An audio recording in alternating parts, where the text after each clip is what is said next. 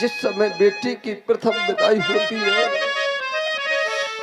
बेटी अपनी माँ को देखती है, बेटी अपनी माँ को देख करके फूट फूट करके रोने लगती है। और ध्यान दें, आप हैं आदरणीय राजेंद्र सोनी जी अमीम साहब, इनके द्वारा 101 पुष्प मुद्राएं महाराज श्री जनक जी के करुण विलाप पर बहुत बहुत धन्यवाद, बहुत बहुत साधुवाद। जिस समय बेटी अपनी माँ को देखती है, माँ के समीप जाकर के बेटी उस माँ के कलेजे से चिपक करके फूट फूट करके रोने लगती है। वो माँ भी अपनी बेटी को देख करके फूट फूट करके रोने लगती है। बेटी जिस समय अपनी सखियों के साथ डोली में बैठने के लिए जाया करती है, तो सभी से मिला करती है, अपने भाइयों से मिलती है, अपनी सखियों से मिलती है, अपने नाते रिश्तेदारों से मिलती है। तभी कोई कह देता कि भाई विदाई का वक्त हो गया है, जल्दी करो। बेटी देखती क्या है कि आज मेरी विदाई हो रही है, आज मैं अपने पिताजी को छोड़ करके जा रही हूँ, आज मैं अपनी माताजी को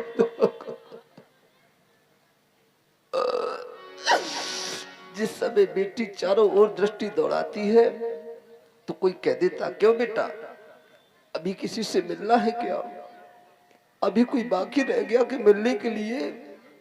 तो बेटी करुण स्वर में बोलती है, हाँ मेरे पिताजी रह गए, मेरे पिताजी को बुला दो, मैं अपने पिताजी से मिलना चाहती हूँ, मैं अपने पिताजी को देखना चाहती हूँ। जिस समय ये संदेशा उस बूढ़े पिता के समीप जाता है, पिता को कहा जाता कि आपकी बेटी आपको बुला रही है। और ध्यान दें, आप हैं भैया रामकृष्ण महाराज जी, इनके द्वारा 101 पुष्प मुद्राएं महाराज श्री जनक जी के करुण विलाप पर दे रहे हैं। बहुत बहुत धन्यवाद, बहुत बहुत साधुवाद। समय वो पिता के पास वो संदेशा चला जाता है, पिता से कहा जाता है कि आपकी बेटी आपको याद कर रही है, आपकी बेटी आपको बुला रही है। बूढ़ा पिता जाता नहीं है। और आप है भैया दिलीप अग्रवाल जी, पुस्तक भंडार, इनके द्वारा 51 पुष्प मुद्राएं महाराज श्री जनक जी के करुण विलाप पर बहुत बहुत धन्यवाद, बहुत बहुत साधुवाद।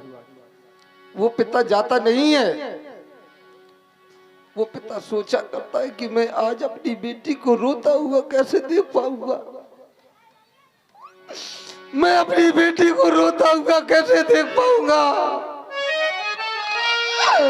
उसे कैसे धीरज रखूंगा और कैसे स्वयं धारण धैर्य करूंगा। लोग कहते हैं कि भाई कम से कम आज तो चले जाओ, आज आपकी बेटी आपको याद कर रही है। पिता बेबस होकर चला तो जाता है, जाने के बाद वो पिता करता क्या है, वो पिता रोता नहीं है, वो रोता नहीं है पिता, वो करता क्या है कि डोली में बिठा के वो अपनी बेटी को, ओ कितना खुश नसीब वो होता है, बड़ा खुश नसीब होता वो पिता, बड़ा नसीब वाला होता पिता कि आज मैंने अपनी बेटी का पान ग्रहण संस्कार कर दिया, आज अपनी बेटी का मैंने कन्यादान कर दिया। वापस घर आ जाता है पिता, एक कोने में जाकर के बैठ जाता है। वो सोचता क्या है कि मैंने अपनी बेटी को धन दिया है, मैंने अपनी बेटी को दौलत प्रदान की है, मेरी बेटी को ससुराल वाले सताएंगे तो नहीं, मेरी बेटी को ससुराल वाले मारेंगे तो नहीं, मेरी बेटी को ससुराल वाले तरपाएंगे तो नहीं। तो एक कोने में जाकर के पिता बैठ जाता है और सोचता क्या है कि अलग कोने में जा करके वो तो फूट फूट कर रोता है, एक कोने में जा करके वो तो फूट फूट कर रोता आए विधाता तूने ये और कैसी रीति बनाई और जिसे बेटी को मैंने पाला। आज मैंने अपनी बेटी को पाल पोस करके बड़ा किया, बेटी की उंगली पकड़ करके बेटी को चलना सिखाया। आज वही बेटी मुझे छोड़कर के चली गई। अरे जिसे बेटी को मैंने पाला वो बेटी हुई पराई। आज मेरी बेटी मेरी पराई हो गई। आज मेरी बेटी पे मेरा कोई अधिकार नहीं रह गया। लोग कह देते बेटियां तो पराया धन है। अक्सर लोग कहा करते हैं बेटियां पराया धन है। अगर पराया धन है तो पराये धन का दान कैसा? लोग कहीं पराये धन का दान करते हैं ना। अगर आपको कोई आवश्यकता हो, आपको बेटी की आवश्यकता है या आपको धन की आवश्यकता है, आप धन ले ले किसी से और उसका दान कर देंगे। अरे पराया धन कहने वाले लोगों, बेटी लाख पराया धन है, वो हृदय का टुकड़ा होती है और कीमत वही जानते हैं जिनके घर बेटी होती है। और कीमत वही जानते हैं जिनके घर बेटी होती है। पिता सबको देता है। लोग कह देते कि क्यों भाई, हमारी तो बेटियां ही नहीं, हम किसका कन्यादान कर दे? किसका कन्यादान कर दे जब हमारी बेटी ही नहीं? अरे अपने मित्र की बेटी का करो कन्यादान, अपने बंधुओं की बेटी का करो कन्यादान, अपने रिश्तेदारों की बेटियों का करो कन्यादान। अरे निज घर में सुताना जन्मी यदि तो बेटी का कन्या दान किया, मानो उस नर ने इसी जगह में सभी दानों को जीते लिया। वो व्यक्ति सब दानों में बड़ा दान होता है कन्यादान। आपको सब कुछ प्राप्त हो सकता है, आपको धन प्राप्त हो सकता है, दौलत प्रदान की जा सकती है, सब कुछ प्राप्त हो सकता है, सब कुछ मिल जाएगा आपको। और ध्यान दें, आप हैं भैया दिलीप अग्रवाल जी, पुस्तक भंडार। इनके द्वारा 51 पुष्प मुद्राएं महाराज श्री जनक जी के चरणों में। बहुत बहुत धन्यवाद, बहुत बहुत साधुवाद। आपको इस जीवन में सब कुछ प्राप्त हो सकता है, लेकिन कन्यादान प्राप्त नहीं हो सकता। जीवन में मिल जाएंगे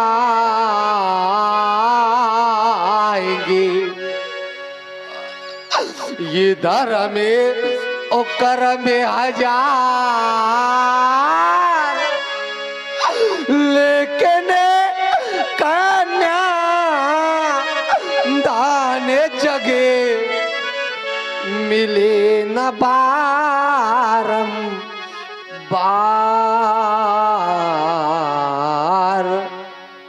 लेकिन कन्या दान जगे मिले न बारम बार।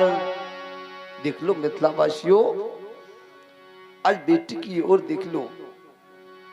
आज हम कह दे कि बेटी आज हमारी लाड़ प्यार से हमने पाली है,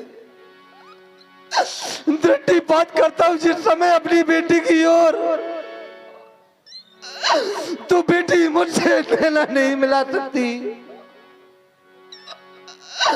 अपने हृदय में सोच रही होगी ये मेरा वही अभागा पिता है जिसके प्रेम के कारण आज मैं जीवन भर कुंवारी रह गई। और आप है भैया दिलीप अग्रवाल जी, पुस्तक भंडार, इनके द्वारा 51 पुष्प मुद्राएं महाराज श्री जनक जी के चरणों में बहुत बहुत धन्यवाद, बहुत बहुत साधुवाद। देख लो मिथिला वासियों कि हम कहे कि हमारी ये दुलारी रही,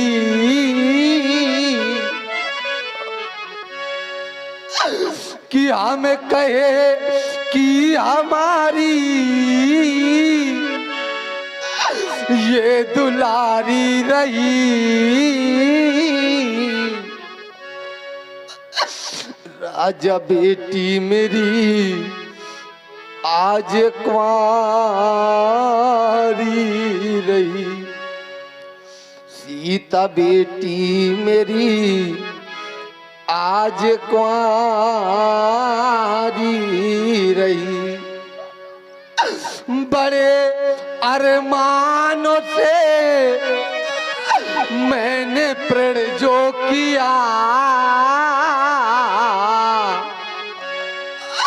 प्रण पूरा नहीं तो ये फटेता जिया, आज कैसी मती मेरी मारी गई, या मैं यूं कह दूं कि सीता बेटी मेरी आज कुंवारी रही। सभी लोग शांत होकर के बैठ गए, मौन होकर के बैठ गए। वो कारण कौन सा हो गया जिस कारण से आप सभी शांत होकर के बैठ गए, मौन होकर के बैठ गए? अरे आपका कहां चला गया ज्ञान, कहां चली गई आपकी वीरता जो आप सभी शांत होकर के बैठ गए?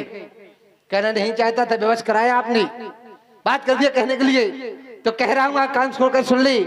सारे छत्री में पायल वो कारण क्या है, क्योंकि मैं जान चुका हूं, जान चुका हूं, मैं जान भी क्या चुका हूं कि ये अबे जनी के ओ ये माखे भटे मानी, ये वीर है बीन मही मैं जानी, वीर विहीन मही में जानी तो खत्म हो गई आपकी मेहमानी।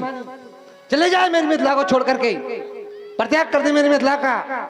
क्या अभी एक आशा लेकर के बैठे हैं, और वो आशा कौन सी है कि महाराज जनक के यहाँ जा रहे हैं। सोच करके आए थे घरों से कि महाराज जनक के यहाँ जा रहे हैं, बेटी का स्वयंवर से ब्याह करके लेकर आएंगे। अगर ऐसा ना कर सके तो ये लज्जा के कारण अपना मोह नहीं दिखाएंगे। अरे अरे दीप दीपांतर से आए हुए मैं पालो, मैं आपसे विनय करना चाहता हूं, मेरी मिथिला का परित्याग कर दी कि ये तजा आसे, आशा का परित्याग कर दे। और करना क्या है, ये निज निज गृह जाओ, क्यों? क्योंकि लिखा नबी थी ये वैदेही विवाह तजाहू आसे। जाओ बेटी इन कैरों की समाज से सीता की सखियों ले जाओ, बेटी सीता को इन कैरों की समाज से जाओ। कहना नहीं चाहता था, कहलाया आपने, आप कार्य करे या ना करे वो हमारे मंत्री करवा देंगे। वो एक कार्य शेष रह गया है, और वो कौन सा कार्य शेष है? वो कार्य केवल ये शेष है जो हमारे मंत्री करवाएंगे। ये सभा करा दो बंद, क्योंकि चढ़ गए मिथिलेश की ये रंग यवन का रंग है। भगा दो नेपालों को, चला दो पांडालों को, समाप्त। आवाज कहां से आई, कौन कह रहा है महाराज? अपने अपने छोड़ दो, कोई और प्रण कर लो। हम छत्री है, हम रघुवंशी है, अपने प्रण नहीं छोड़ सकते। प्राण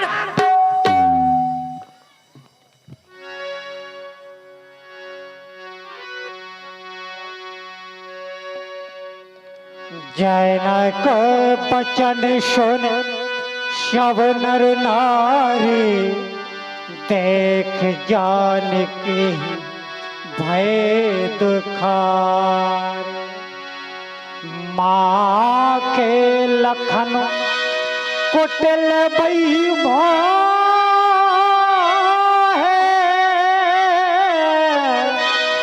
रजपट फरका नयन ऋषो है। कहीं न शकत रघुवीर डर लगे बचन जनुबान नाई राम पद कमल से बोले गिरा प्रमाण। सुना आप लोगों ने महाराज जनक का ये कथोत्कथन, जो कि सभा में बैठे हुए किसी भी वीर के लिए शोभा से युक्त नहीं है। अब जनी को माखे भटमानी वीर विहीन मही में जानी। आज महाराज जनक को यह कहने का अवसर मिल गया पृथ्वी वीरों से खाली है। जानते हैं क्यों? क्योंकि किसी भी वीर के द्वारा धनुष का खंडन नहीं किया गया, क्योंकि किसी भी वीर ने धनुष को दो खंडों में परिवर्तित नहीं किया। इसलिए महाराज जनक को यह कहने का अवसर मिल गया वीर भोग्या वसुंधरा वीर विहीन है। पर महाराज जनक, मैं आपसे पूछता हूं, अगर किसी भी वीर ने धनुष का खंडन नहीं किया है तो इसमें क्या दोष इन वीरों का है? क्या गलती इन वीरों की है? दोष इनका नहीं है, दोष है आपका। क्योंकि बंदी ने आपके कहा था, भोले बंदी वचन वर सुनो सकल महिपाल, समस्त महिपाल सुने। और महिपाल माने वीर नहीं होता है, महिपाल माने होता है राजा। ये प्रण राजाओं को सुनाया गया था, और जब प्रण राजाओं को सुनाया गया था तो फिर अपमान वीरों का किस आधार पर? ये तो उसी प्रकार से हो गया महाराज, जैसे कि परीक्षा में बैठने का अवसर न मिले और अनुत्तीर्ण का प्रमाण पत्र पका दिया जाए। अरे अनुत्तीर्ण ही करना है तो कम से कम परीक्षा का अवसर तो मिले, वो मिला नहीं। प्रतिज्ञा है राजाओं के लिए और अपमान कर रहे हो वीरों का, ये कहां तक न्याय संगत है? एक बात और बता दूं, कोई आवश्यक नहीं है जो राजा है वो वीर होगा, या जो वीर है वही राजा होगा। बहुत से ऐसे राजा है जो वीर नहीं है, और बहुत से ऐसे वीर हैं जो कहीं के राजा नहीं है। जैसे हम लोग राम लक्ष्मण पुरुष सिंह दो वीर, हर्षले मुनि भय हरण, गुण सागर नागर, बरवीरा सुंदर श्यामल गौर शरीरा, वीर है लेकिन राजा नहीं है। इसलिए अपने कथन पर सुधार करो। यह मत कहो कि धरती वीरों से खाली है।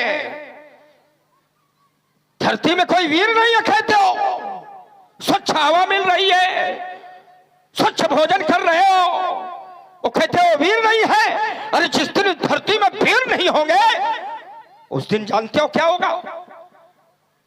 मुकुट नहीं होगा, पैरों में बेड़िया और हाथों में हथकड़ियां होंगी, पड़े होंगे किसी कारागार में।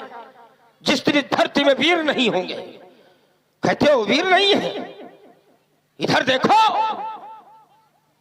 जिनके दांत दूध के पर दांत बहुत तीखी है, और इनसे बड़ों बड़ों ने बल्कि विधि सीखी है। कहते हो वीर नहीं है, सर्वथा अनुचित है तुम्हारा भाषण। अनुकरण सबका नहीं किया जाता है। हे प्रभु, अब या तो आप उठिए या फिर हमें आदेशित करें। उठो प्रभु राम, उठो प्रभु राम, सुनकर ये जनक की कातरवानी, क्योंकि अभी रघुवंशियों का ये मरान ही है पानी।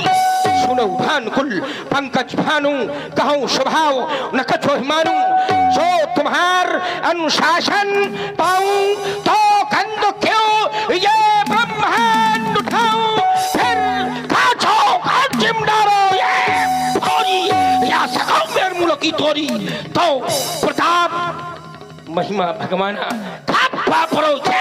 पुराना ना जान अस आय सोई, मैं कौतुक करो ये बिलोकी सोई, कमल ना चिमटा पढ़ाऊं या सतयोजन ये प्रणाम बैठाऊं, आग तो रो छत्रक दंड।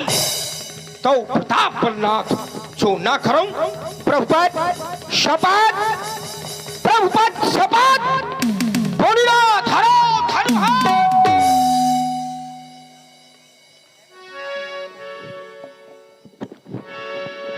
लखनी शकोप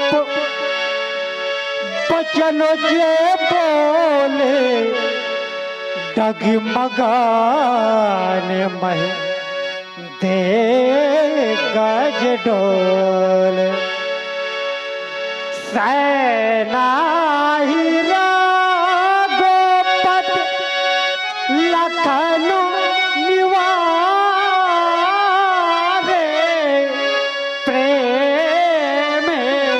में तो निकटो बैठा।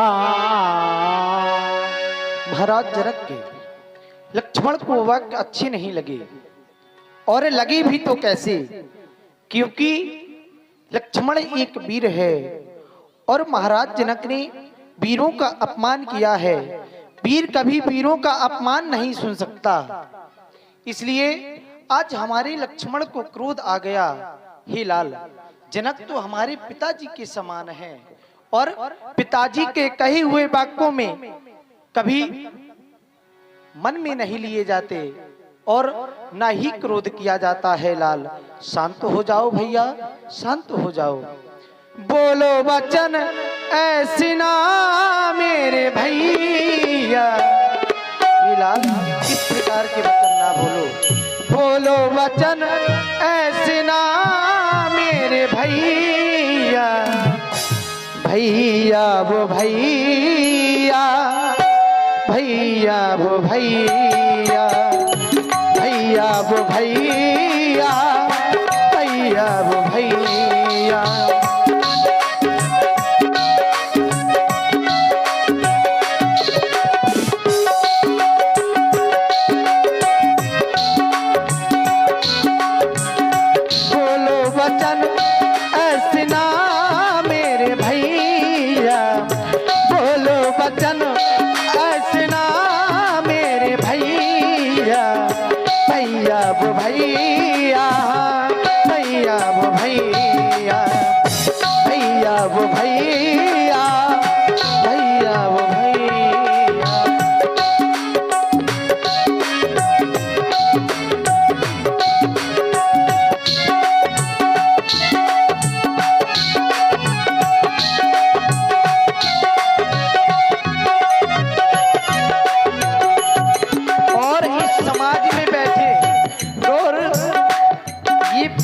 बैठे हुए हैं, समाज में पितृ समाज भी और माताएं भी।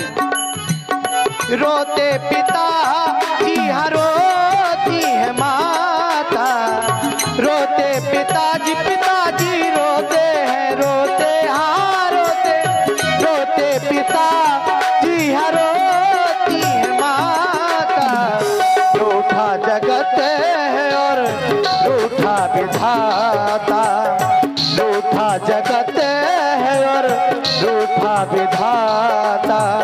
दुखी मन को दुख में डुबावो न भैया, दुखी मन को दुख में ना डुबावो न भैया। भैया वो भैया, भैया वो भैया, भैया वो भैया, भैया वो भैया।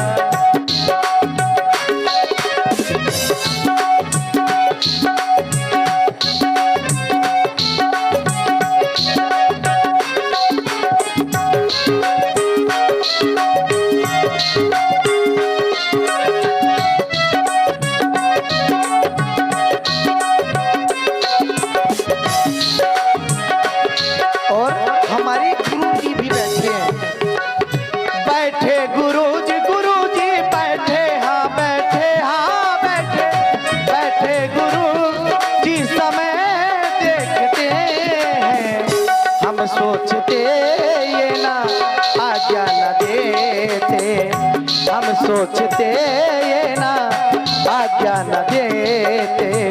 दुखी मन को दुख में, हाँ दुखी मन को दुख में ना डुबावो ना भैया। दुखी मन को दुख में ना दुख में, दुखी मन को हाँ दुख में ना दुख में, दुखी मन को दुख में ना डुबावो ना भैया।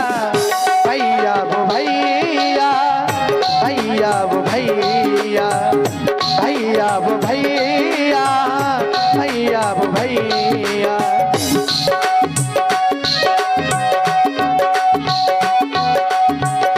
बोलो बचन ऐसे ना मेरे लल्ला, बोलो बचन ऐसे ना मेरे भैया। भैया वो भैया, भैया वो भैया, भैया वो भैया, भैया वो भैया, भैया वो भैया, भैया वो भैया। शांत हो जाओ लाल, शांत हो जाओ। विश्वामित्र समय शुभ जाने, बोले अति स्नेह में बा।